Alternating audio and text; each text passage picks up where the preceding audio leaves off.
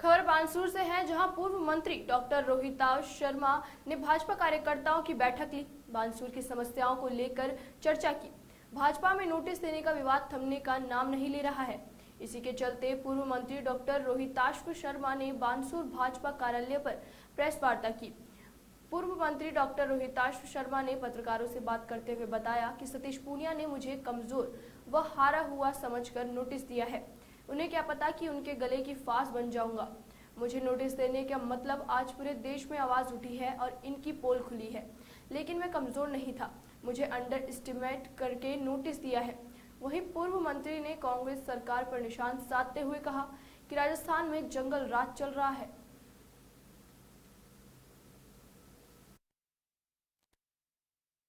ये कहा कि बाहर का आदमी हम स्वीकार नहीं करेंगे।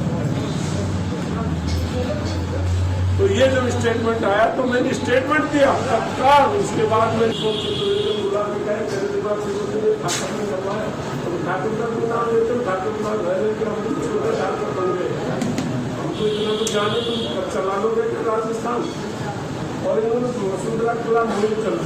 चाहे वो लेटर बंद की हो, चाहे अनुशासन की बात हो, चाहे मेरा वर्चुअल मीटिंग में जो मैंने नेताओं के लिए एक आवाज़ उठाई थी कि केंद्रीय मंत्री जो राजस्थान को बिलोंग करते हैं वो जिलों का दौरा नहीं करते। कोविड जैसी महामारी में हमारे बहुत सारे लोगों की डेथ हो गई, कार्यकर्ताओं की भी डेथ हुई।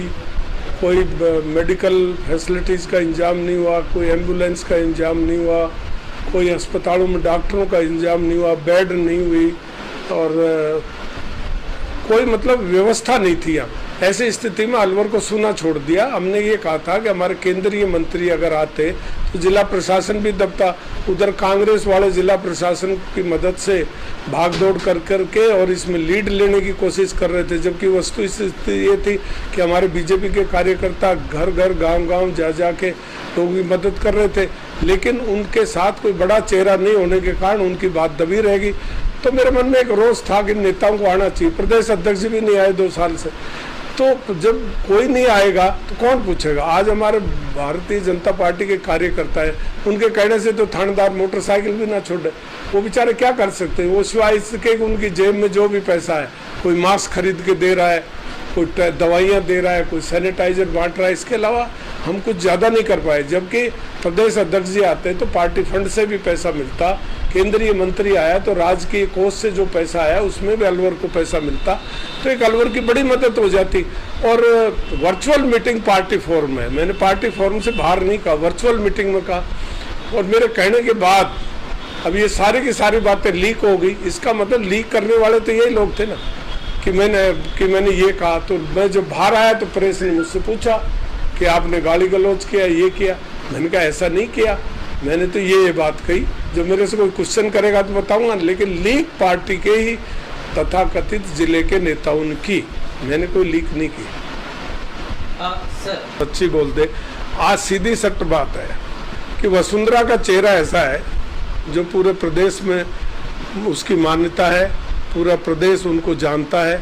उन्होंने जनहित में बहुत काम किए, किसानों के हित में बहुत काम किए। वो सक्षम मुख्यमंत्री हैं और उनके टाइम में किसान, मजदूर और आम आदमी बहुत सुखी था। बिजली पानी का उन्होंने इंतजाम किया, नई नई योजना बना करके राजस्थान के डेवलपमेंट का एक नक्शा तैयार किया। जल की योजना उन्होंने बनाई थी जो कांग्रेस सरकार ने आके ठप कर दी।